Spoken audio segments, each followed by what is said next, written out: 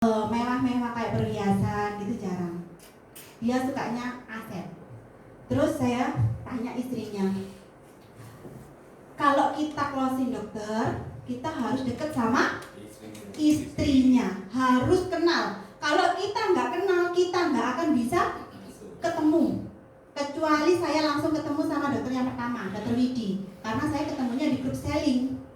Tapi kalau kita ketemunya di luar, kita harus tahu istrinya, kenal. Karena apa? Pegang kendali itu istrinya. Dokter pulang ke rumah itu hanya setengah jam, teman-teman. Semuanya full rumah sakit, full operasi. Saya WA. Nanti Mbak, kalau datang ke rumah, saya WA. Padahal saya cuma mau telepon. Telepon itu nggak diangkat loh teman-teman. Kalau beliaunya lagi kerja, ya. Oke, saya telepon. Dok, gimana kabarnya? Oh bagus. Kok lagi batuk dok? Iya. Wah kebetulan kalau orang lagi batuk kan agak-agak beliau-beliau gimana gitu ya. Saya kasih omongan. Dokter itu kalau lagi sakit gitu tuh perlu banyak istirahat dok. Oh iya. Ini lagi istirahat pulang habis operasi. Dalam hati saya tahu. Mau istrinya yang ngasih tahu kan. Dok, ini loh dok. Ada bagus loh dok programnya Prudential tentang paper aset. Yang gimana itu mbak? Dokter hanya naruh uang kecil tapi dokter dapatnya 8 miliar. Itu tanpa medical dok. Kok bisa? Dan dapat cashback 2 bulan. Berarti dokter dapat kalau naruh premi misalnya dok 30 juta. Saya langsung buatkan 30 juta waktu itu. Memang saya sudah buat sebelum saya telepon. Dokter dapat 15 juta 2 kali. Jarang loh dok asuransi yang ngasih uang cash langsung ditransfer ke rekening. Gitu ya. Tapi kok gede mbak? Saya itu sekolah lagi. Iya benar dok, sekolah lebih pintar. Dokter uangnya lebih banyak nanti. Tapi resikonya gede. Kayak gini dokter sudah sakit. Kalau punya yang kemarin itu kurang dok. Nah kan nanti lah mbak. Saya pikir lagi ya. Oke. Tapi kan saya sudah menyampaikan. Saya ke istrinya lagi. Pengennya bapak beli aset di mana lagi bu? Sudah mbak, pajaknya mahal, susah, kesempatan kan buat kita. Kalau mau bu proteksi paper aset, nggak beli sertifikat tanah bu, tapi polis. Gimana caranya? Nah, ikut yang namanya ini bu. Kalau bapak nabung 30 juta dapatnya 8 miliar. Kalau dalam suatu resiko kita nggak meminta ya, diterima langsung polis, bapak besok mau bu ya, kalau ada resiko kepastian hidup keluar loh 8 miliar.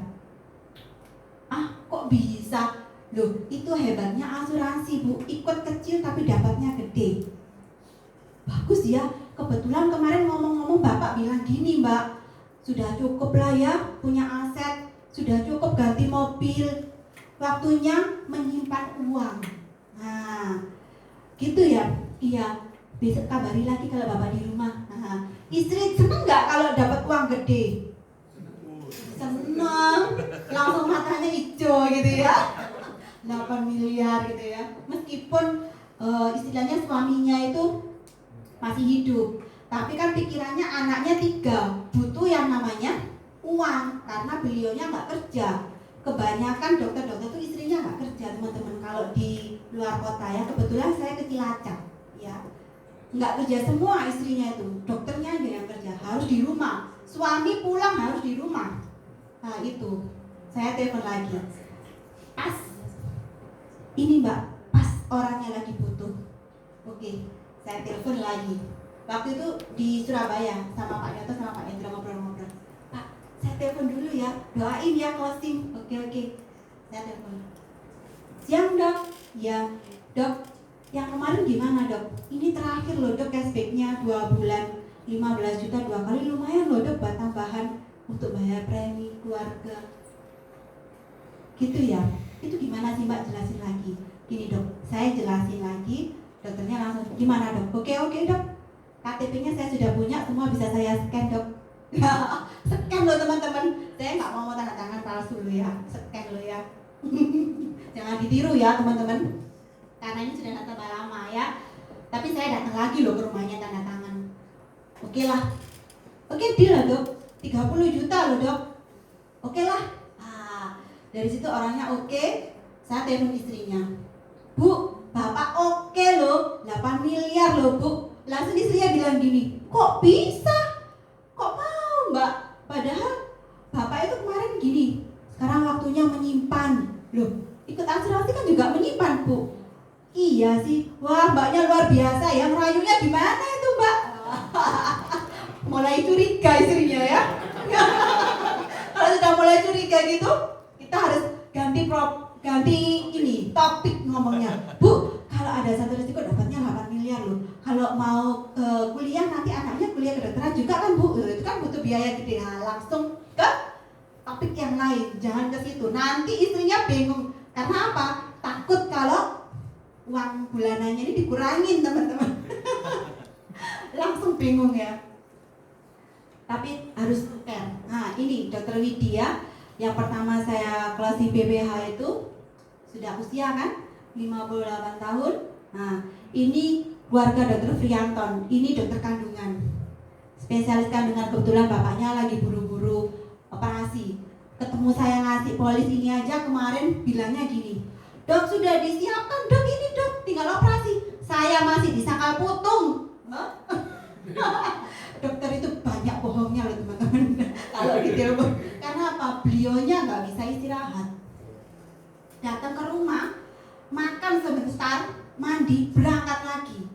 Lah, ketemunya sama kita kapan? Kalau kita ini nggak kenal sama istrinya, ya kan? Kalau kita baik sama istrinya kan enak, ya.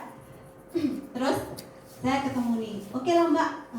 Terus saya ceritain lagi, dia mau. Nanti saya mau follow up lagi, doain ya, closing gede lagi ya. Nah, ini juga dokter bedah juga, dokter Adityo. Kebetulan beliaunya lagi di rumah. Dok, nggak operasi? Iya, mau operasi mbak. Yang nemenin saya itu mau terawih dulu. Oh gitu. Jam berapa dok? Jam 8. Biasanya itu teman-teman jam 5. Jam 6 selesai berangkat. Ini sampai jam 7 ngobrol terus sama saya. Kok mau ya? Karena mungkin dia lagi jenuh ya. Lagi cerita ini, cerita itu. Saya tuh mbak kemarin tuh gini. Oh iya dok, kita dengerin aja. Oh iya dok, iya dok. Oh bagus ya dok. Oh iya. Jadi ya dok, ini ya lumayan ya. Ambil dengerin, oh ini nambah lagi piro ya. Nambah lagi piro ya. Ejeng kan kayak gitu ya. Nambah lagi piro ya. Dengerin dia ini curhat keluhan di rumah sakit tentang BPJS ya, bahwa BPJS itu susah sekarang itu karena ada plafonnya dan ada obat-obat yang nggak kebayar. Dia lagi memutar otak, bingung kalau ada pasiennya mau dikasih obat apa. Itu dokter sampai segitunya loh teman-teman. Jadi asuransi itu sangat dibutuhkan bener sama nasabah-nasabah di luar sana itu yang dia meskipun punya BPJS itu harus punya ini teman. Kalau mereka punya ini, dokternya senang.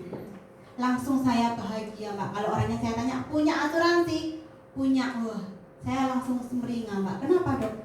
Ya saya nggak bingung untuk obat-obatnya itu loh mbak. Kalau nggak kebayar kan kasihan. Oh, sampai segitunya loh dokter itu. Bukan hanya merawat pasien, tapi juga dia menghitung obat-obat yang nggak di cover itu apa, diganti obat ini, diganti gitu loh. Jadi dokter sekarang itu nggak bisa kreativitas. Karena apa? Terbatasnya nilai obat. Kalau dia swasta atau asuransi swasta itu bisa berkreativitas. Gimana nasabah ini bisa sembuh? Saya kasih obat ini. Karena apa? Pasti dibayar sama asuransi. Kadang hal-hal yang kayak gitu itu yang disalahgunakan sama rumah sakit. Dihabiskan datanya. Tapi kalau dia pakai PPH kan nggak akan habis. Kelebihannya kalau kita tawaran PPH kayak gitu. Nah, ini juga nasabah pikir saya punya toko di CMP. Ya, ini juga ikut sekeluarga dengan saya hampir 10 juta juga. Ini servicing juga dari agent saya, dari nasabah lama saya. Kebetulan di Mojokerto anaknya sakit. Agentnya ditelepon, nggak mau nengok. Katanya gini, alah di rumah sakit situ aja bu, tunjukkan aja kartunya. Kalau nasabah digituin kira-kira gimana? Ngamuk. Kecewa, ngamuk. Memang aku nabung di dia itu cuma 500 mbak. Sekeluarga loh, tapi ikut 8 loh. 8 polis. 500 kali 8 4 juta. Kan lumayan, ya. Tapi sudah berjalan 5 tahun. Kan agennya ini sudah bilang komisi ya. Nggak mau. Terus akhirnya teman saya, nasabah saya nengok dia. Biar dibantu agen saya aja. Saya ditelepon, saya datang, saya kenalan, orangnya ngamuk-ngamuk, saya dengerin aja. Oh iya. Mbaknya kayak gitu nggak jadi agent? Ya enggak lah Pak, saya kan sudah lama di sini. Nah, kelebihannya kalau kita punya posisi ya teman-teman. Kebetulan saya juga punya posisi Pak. Saya di sini sudah manajer. Oh, lah kalau agentnya Bapak posisinya apa? Nggak tahu Mbak. Kurang ajar ya, wah ngomongnya wis jelek-jelek keluar semua. Kita nggak tahu apa-apa ikut dimaki-maki ya. Oke lah, telan aja ya. Suaminya marah-marah. Akhirnya apa Pak yang bisa saya bantu? Kebetulan saya sudah di sini. Ini dibantu klaimnya. Kalau rumah sakit di mana ini? Saya cuma disuruh ngasih kartu. Saya bisa pinjam polisnya, saya baca. Kan kebetulan waktu itu memang sudah saya suruh bawa polis. Saya baca satu-satu semua. Oh ini Pak, ada yang namanya uang saku. Kayak gini. Terus tak jelasin satu-satu. Gimana Pak, sudah paham? Paham. Saya tuh diteleponi agent saya gitu, nggak mau nolong, suruh merubah kartu hitam. Apa itu kartu hitam Pak? Nah kan, saya jelasin pelan-pelan. Gini loh Pak, kalau kartu hitam kayak gini. Kalau saya servicing ke mbaknya dapat apa dari saya? Wah, namanya pebisnis kan, mulai hitung-hitungan. Waduh, saya kan mau ngomong bingung ya ngomong apa. Ya saya bilang nggak dapat apa-apa Pak. Komisi agent itu 5 tahun, 2 tahun 30%, 3 tahunnya 5% Pak. Kalau saya servicing Bapak, memang saya mau membantu Bapak aja. Karena saya tahu kalau Bapak tidak dibantu kasihan. Jadi gini, juga gitu. Namanya servicing, bantu saya, mbaknya harus dapat hasil dari saya, ya. Ya kalau gitu dirubah aja Pak semua sekeluarga kartu hitam, ya. Oke lah, saya pindah habis ini semua. Nah, dari situ saya bantu cepet cair. Kebetulan mereka juga nggak punya kartu merahnya, belum dapat teman-teman. Hebatnya lagi Prudential, saya kasih tahu 2 hari lagi juga sudah dikirim sama Prudential, ya. Saya itu bejo ya. Padahal sebenarnya saya itu belum apa-apa loh, belum prosesnya itu belum saya ajukan, gini loh sudah ditelepon. Kartunya sudah datang Mbak. Ganti sampean baru berapa hari aja sudah dapat kartu. Saya itu cuma ya ampun, padahal saya belum apa-apa loh Pak. Tapi saya diam. Oh iya Pak, ya gitu namanya agent tuh ya harus membantu nasabah ya. Oke. Saya yang ke kantor kalau gitu, mbaknya jangan ke rumah sakit. Oke lah. Datang ke kantor, saya jelasin, tanda tangan. Akhirnya dia dulu sama istrinya buka 5 juta, 2,5, anaknya belum dulu. Terus nganter polis, saya tawarin lagi manfaat 3 miliar khusus untuk bapaknya. Karena buat apa kalau anak ya kan? Yang penting kan kepala keluarga. Karena istrinya nggak kerja, cuma nungguin aja bantu suami. Saya tambahin, Mbak, sampean kok pinter ngomong ya, katanya gitu. Kenapa Pak? Ngomongnya enak, masuk nang aku. Maksudnya kenapa? Karena saya bilangnya gini, Pak, kalau Bapak itu bersama sudah lama, pasti ada ruginya ya Pak. Kalau di mana masa istilahnya dagangannya ini turun, itu Bapak pusing kan Pak? Iya. Nah gimana kalau dengan kondisinya Bapak? Kondisinya Bapak tiba-tiba turun, pusing nggak Pak? Kira-kira untuk ekonomi keluarga, bayar utang, bayar sekolah, anak yang masih kecil, susu, untuk ibu kalau misalnya ibu nyalon, ibu jalan-jalan, nah, Bapak butuh yang namanya paper aset Pak. 3 miliar aja dulu Bapak, nanti nambah lagi. 3 miliar itu ya gede Pak. Iya besar, saat ini belum nanti, gitu ya. Iya, ayo Pak, tambah ini, nanti kalau ada suatu resiko Bapak bisa nambah. Kalau sudah istilahnya sudah selesai ya kan, 10 tahun misalnya dalam perjalanan sebelum 10 tahun ada rezeki bisa nambah. Kalau ini Bapak ikut yang 3 juta dulu aja, dapatnya 3 miliar. Dihitung-hitung, untung banyak Pak, nggak usah dihitung saya gitu. Kalau lah kalau dihitung-hitung itu pasti jawabnya akeh, ya kan? Langsung aja, nggak usah dihitung Pak, langsung aja tanda tangan. Ini kesempatan terakhir cashback. Kembali lagi saya kejar cashback. Hari ini ada cashback juga. Semua bisa gunakan itu luar biasa. Agent dapat cashback itu seneng loh. Padahal itu hanya istilahnya beberapa aja ya kan. Misalnya 3 juta dia dapatnya 1,5 juta, tapi senangnya luar biasa. Karena mereka menganggap nah memang omongan agent ini itu sesuai, nggak bohong. Dan nasabah besar-besar saya semua itu semua dari servicing loh teman-teman. Bukan murni langsung ikut saya, tapi saya bantu mereka dulu, baru saya bisa closing besar. Nah, jadi di sini intinya komitmen kita dulu yang saya jelaskan tadi. Kita mau jadi agent itu jangka panjang apa jangka pendek? Kalau kita jangka panjang oke lah. Kalau kita jangka pendek jangan teman-teman, kasihan nasabah kita.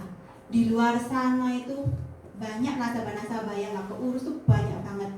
Dan saya kena omongan macam-macam tuh sering, dan sekarang saya sudah kebal ya, badak sekarang ya. Diomelin apa aja, oke lah, ala paling nanti yo luluh, ya kan gitu. Intinya di situ. Nah, ini tim saya teman-teman. Tim saya belum ada yang cowok ya. Siapa yang mau nambah di sini? Pindah ke saya ya. Nah, ini semua tim saya. Saya kalau meeting bisa di luar. Ini di alun-alun. Kalau bisa kadang-kadang makan. Nah, ini sekedar tahu aja bahwa tim saya semua perempuan. Kalau ada yang mau cowok boleh gabung dengan saya. Saya pengen cowok ya, tapi belum dapat. Johannes. Nah, ini ada video dari saya, bisa dilihat. Boleh.